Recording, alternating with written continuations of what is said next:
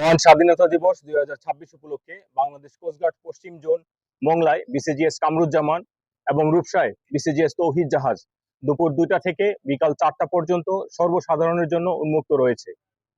আজ দুপুর 2টা থেকে জাহাজসমূহ পরিদর্শন করতে উক্ত এলাকায় এবং আশেপাশের উল্লেখযোগ্য সংখ্যক নারী, পুরুষ ও শিশু আগমন করেছে, যার মাধ্যমে জনগণকে আমরা কোস্টগার্ডের জাহাজ এবং কার্যক্রম সম্পর্কে ধারণা দিতে পেরেছি।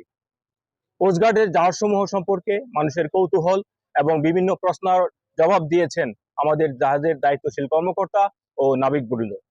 আমাদের জাহাজ গভীর সমুদ্রে, উপকূলীয় এবং নদী তীরবর্তী অঞ্চলে বিভিন্ন কার্যক্রম পরিচালনা করে আমরা তা জানাতে পেরেছি।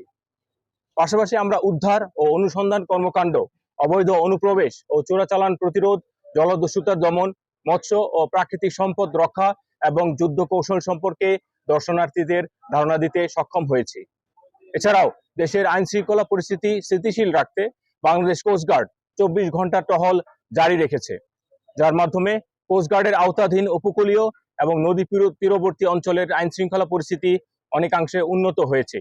বাংলাদেশ কোস্টগার্ড ভবিষ্যতেও এই ধরনের কার্যক্রম অব্যাহত রাখবে।